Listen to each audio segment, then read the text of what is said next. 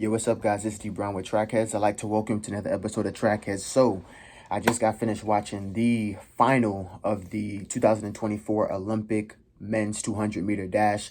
Truly an exciting race to see, and probably one of the biggest upsets in terms of promotion that no one really expected to happen. Noah Lyles did not win. He did not get second, but my man got third, bronze, for the 200-meter dash. Truly a crazy race. We had Tebogo take it in 19.4. Then we had Kenny Bednarek in 19.6. And then we had Noah Lyles in third place. Truly crazy, turn of events. If you watched my prediction, I had Noah Lyles winning it, then Tebogo, then Kenny Bednarek.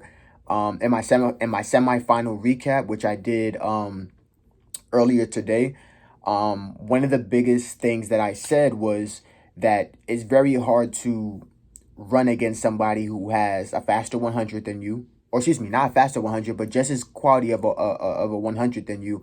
I mean, Tebogo just PR'd with a 982 national record.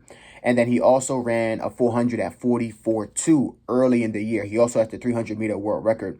Now, mind you, this world record includes Michael Johnson, Usain Bolt, and also Wade Van Niekerk. And he did that at the beginning of the year, which shows that he's able to handle rounds. He's able to handle the rounds of 100 and 200.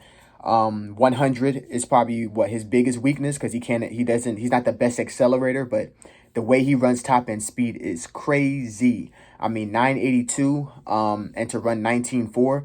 I think Noah Lyles, in order for him to have won that race, he would have had to drop the 100. I think the 100 was a big shock for his body. 9.7 is not an easy task. And the fact that he, got third place in the 200, it looks like past 50, he didn't have that strength that he needed. And it looks like, I'm not sure if he's dealing with injuries. Maybe there'll be an official release or something like that. But, I mean, he was feeling it. I think he finished up in like 19.8 or 19.7, something like that, which is very unusual for him, considering that that's one of his slower times.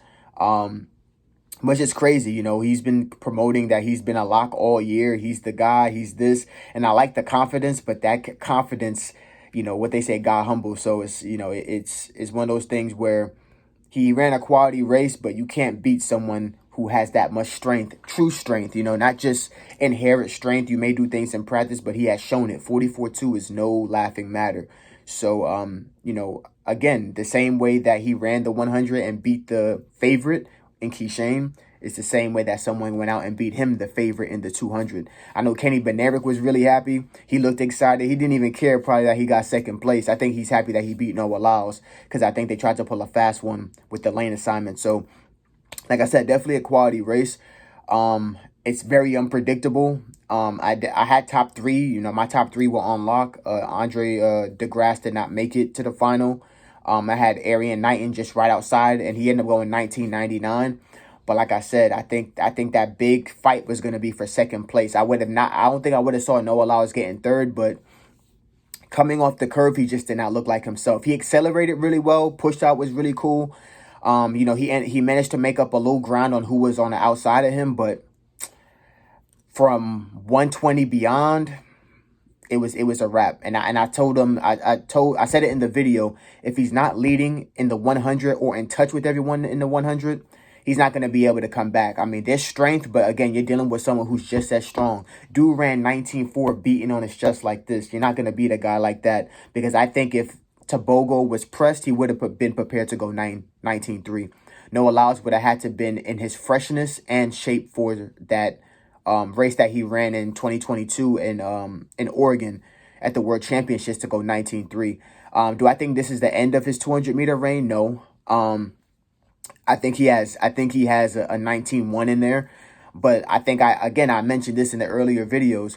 Sometimes when, again, this is pending if he's injured or not, but sometimes when you improve a metric of your run, such as acceleration, it can decrease other things like top end abilities, speed, endurance, things of that nature. It's a very defined balance. Sometimes being the master of top end means you have to sacrifice things in your acceleration. And I think it's one of those things with him where,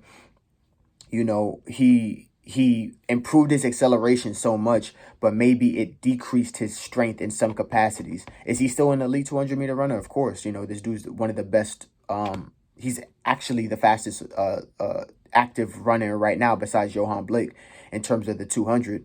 But he's going to have to go back to the drawing board and refigure out this strength situation, because I think it's hard. In the United States, they have to peak twice, Olympic trials and the Olympics. And it's a very difficult situation. So yeah, I that's just my brief little recap of the men's 200-meter final. Shout out to Tebogo, and I think he deserved it. He hasn't smiled one time during this Olympics because of, I believe, the passing of his mom. So he had a point to prove. He went out there and proved it. He's a gold medalist, first time for Africa. Big up to Tebogo from Botswana. He's going to come back in the 4x4, probably deliver a crazy split. I mean, running 19.4, and you know he's on the strength side, means that he might have a 43 low, super low, maybe damn near 42.9 in his legs, because that's impressive. That's impressive. That's really impressive. So big shout out to him. Thank you guys for watching. This is D Brown with Trackheads. Men's finals 200-meter dash. Probably one of the craziest races besides the 400 meters of the Olympic trial so far. It's big upset, big upset. Thank you guys for watching. Peace.